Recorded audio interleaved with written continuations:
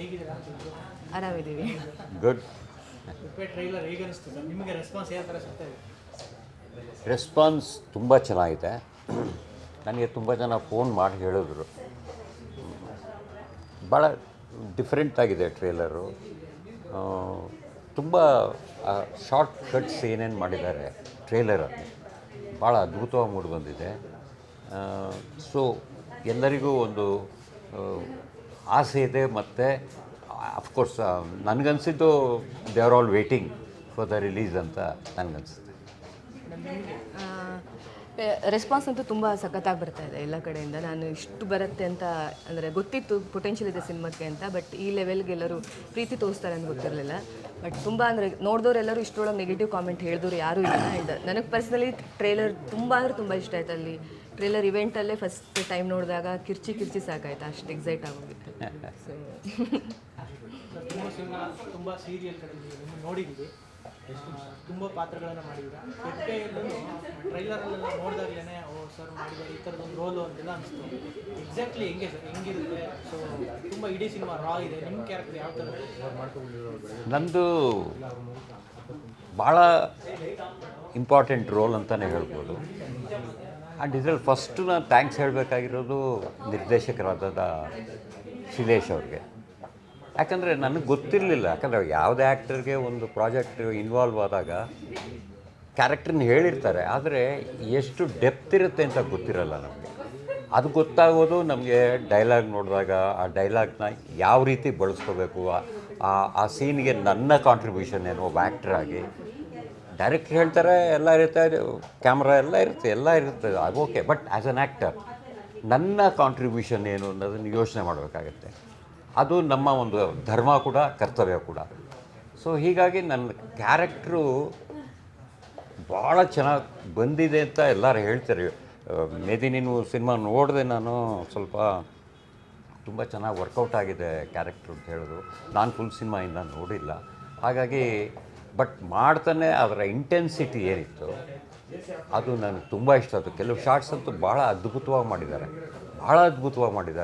ಅದು ಈಗಲೇ ಹೇಳಬಾರ್ದು, ನಾವು ಹೇಳಿಬಿಟ್ರೆ ಆಮೇಲೆ ಜನಕ್ಕೆ ಇಂಟ್ರೆಸ್ಟ್ ಹೋಗುತ್ತೆ. ಅಷ್ಟು ಅದ್ಭುತವಾದ ಶಾರ್ಟ್ಸನ್ನು ಶ್ರೀಲೇಶ್ ಅವರು ಇಟ್ಟಿದ್ದಾರೆ. ಒಬ್ಬ ನಿರ್ದೇಶಕನಿಗೆ ನಾನು ಅಂದ್ಕೊಂಡಿದ್ದು ಇಷ್ಟು ವರ್ಷದ ನನ್ನ ಅನುಭವದಲ್ಲಿ, ಒಂದು ಪ್ರಾಜೆಕ್ಟ್, ಒಬ್ಬ ಸಿನಿಮಾ ಮಾಡಬೇಕು ಅಂತ ಒಬ್ಬ ನಿರ್ದೇಶಕನಿಗೆ ಆ ಸ್ಕ್ರೀನ್ ಮೇಲೆ ಹೇಗೆ ಕಾಣ್ಬೋದು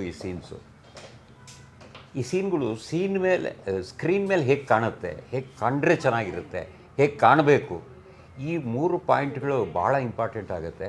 ಅದು ಶ್ರೀಲೇಶ್ ಅವ್ರಿಗೆ ಆ ಒಂದು ವಿದ್ಯೆ ಒಲಿದು ಬಂದಿದೆ ಅಂತ ನಾನು ಅಂದ್ಕೊಂಡಿದ್ದೀನಿ.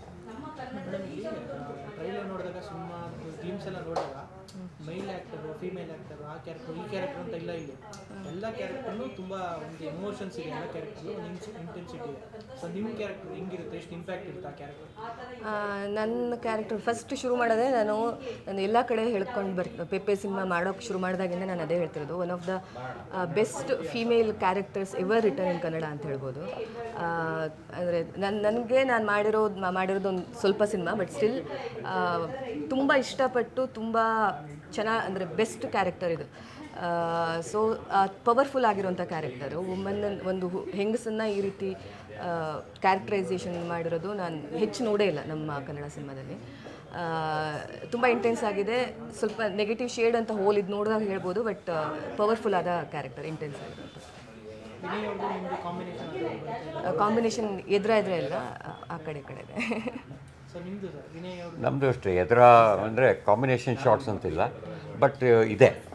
ನಮಗೂ ಅವ್ರಿಗೂ ಇಬ್ಬರು ಇರ್ತೀವಿ ಸಿನಿಮಾದಲ್ಲಿ.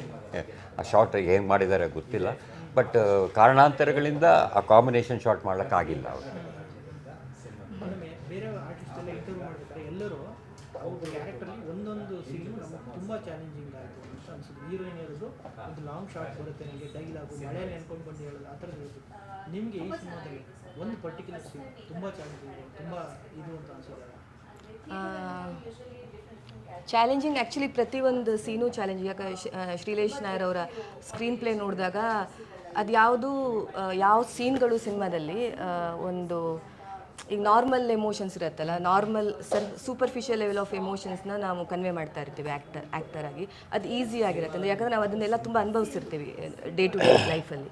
ಬಟ್ ಶ್ರೀಲೇಶ್ ಅವ್ರ ಸ್ಕ್ರಿಪ್ಟ್ ಯಾಕೆ ಯುನೀಕ್, ಪೆಪೆ ಯಾಕೆ ಯುನೀಕ್ ಅಂತಂದರೆ ಪ್ರತಿಯೊಂದು ಸೀನು, ಪ್ರತಿಯೊಂದು ಕ್ಯಾರೆಕ್ಟರ್, ಹೋಲ್ ಎವ್ರಿಥಿಂಗ್ ಅದು ಸೂಪರ್ಫಿಷಿಯಲ್ ಲೆವೆಲಲ್ಲಿ ಇಲ್ಲ. ಅದು ಒಂದು ಹ್ಯೂಮನ್ ಎಕ್ಸ್ಪೀರಿಯನ್ಸ್ ಬೇಕು ಅದನ್ನು ಅರ್ಥ ಮಾಡ್ಕೊಳ್ಳೋಕ್ಕೆ. ಆ್ಯಂಡ್ ಅಂದರೆ ಬೇರೆ ಲೆವೆಲ್ ಹ್ಯೂಮನ್ ಎಕ್ಸ್ಪೀರಿಯನ್ಸ್ ಬೇಕು ಅರ್ಥ ಮಾಡ್ಕೊಳ್ಳೋಕ್ಕೆ ಆ್ಯಂಡ್ ಅದನ್ನು ಡೆಲಿವರ್ ಮಾಡೋಕ್ಕೆ. ಸೊ ಪ್ರತಿಯೊಂದು ಸೀನು ಚಾಲೆಂಜಿಂಗೇ ಮಾಡ್ತಾ.